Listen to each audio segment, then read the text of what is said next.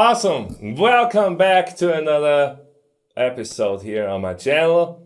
If you're new here and you're just discovering this channel, then I want to invite you to subscribe, ring the bell. It's going to give you a notification when I put out a new video.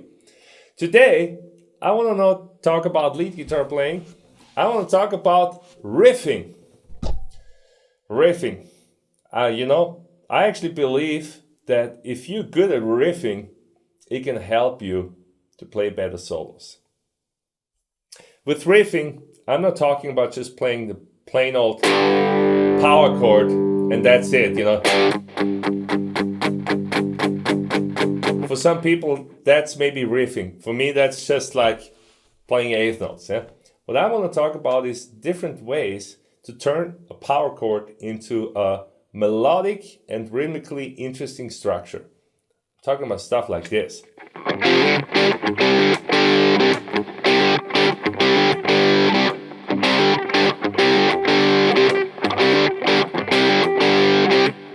You do something like this and put it to a drum groove and pretty much have a song. So what am I doing here?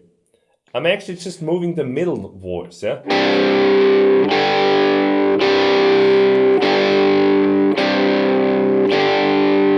This is a very Texas way of playing riffs, Because everywhere else in the world, pretty much you play. But see how much cooler that inner voice way sounds. If I compare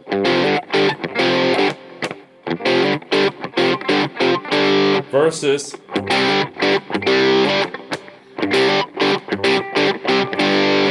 do you see how cool that sounds? It also works in the higher octave. So I play.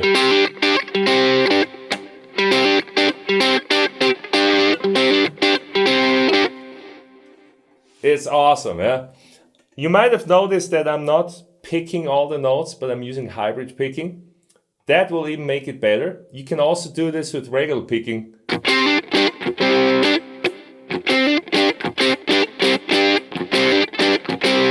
But it does, to me, sound better with hybrid picking.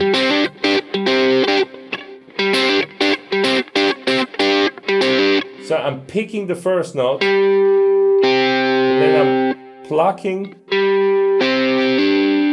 those two notes with the middle and ring finger. So that's the whole movement.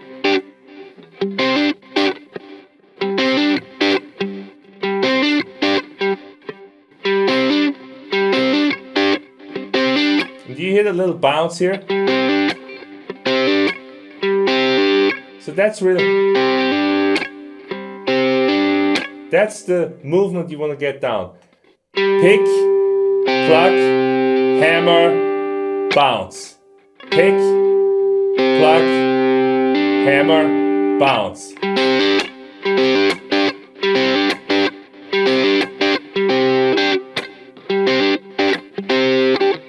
That's the whole secret behind this technique, And then, you can move this for a chord progression. I mean, this is just the starting point. I can play.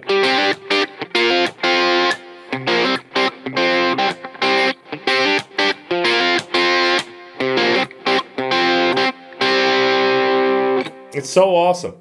Let's not forget, when you solo, especially in a three-piece or with an organ player, you can play these kind of riffs in all of your solos, You just put in a riff in the middle of your solo, And let me show you how cool that sounds. If you have never thought of it, try it out.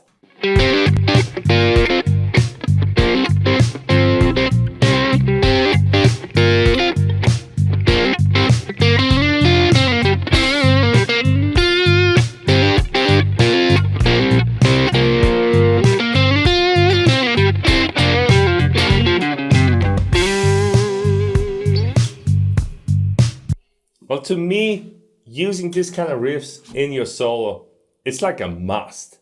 It's just so cool, It's so much more interesting to just play single notes all the time.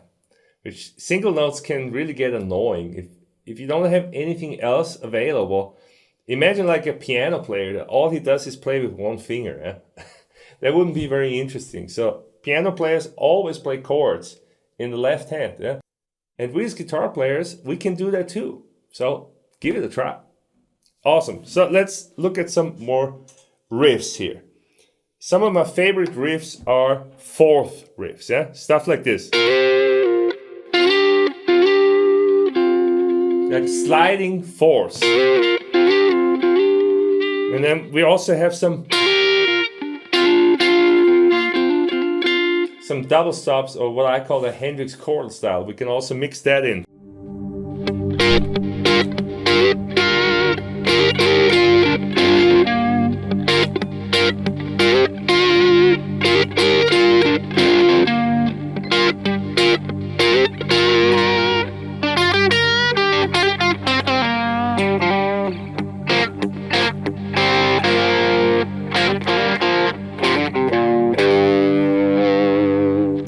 Pretty awesome, isn't it?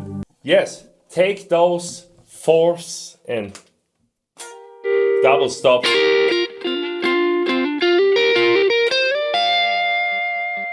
and create riffs. You know, you can also slide them around. You can also use thirds and sixths in general. It's also a great way to enhance your riffs. Yeah, if you play like,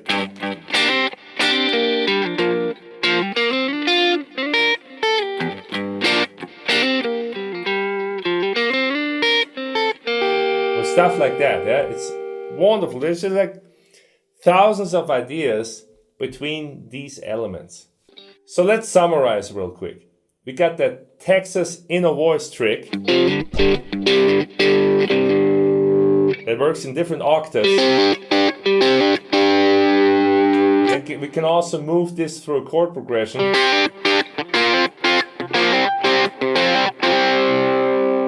And then you can add fourths. You can add the Hendrix chordal style.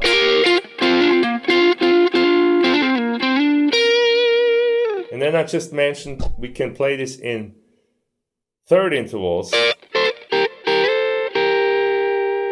And then we can also play it in sixth. And now mix it all together, stir it, and serve it at your own discretion. Awesome. So you're gonna get a lot out of this. And the best way, from my experience, is to record a lot. Ideally, write your own little songs and grooves.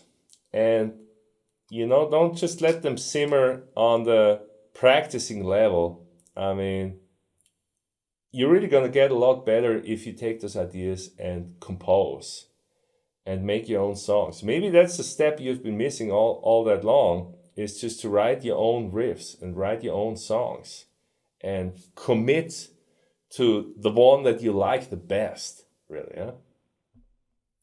It's really a songwriting process, more so than just like a practicing kind of process once you get started with this. So give this a try. And if I was able to inspire you, we got a workshop coming up this month with my good friend Thomas Brook. He's an amazing player and also builder of his own blue guitar amps. Amazing inventions. I mean, I'm just going to put the links down there so you can check it out yourself. The workshop is 3 days, costs $100 if you're part of my YouTube channel instead of $200. And you're going to get access to all 3 days, including the recordings, backing tracks, tabs, and all that good stuff. So I hope to see you in the workshop. Until then, keep on rocking.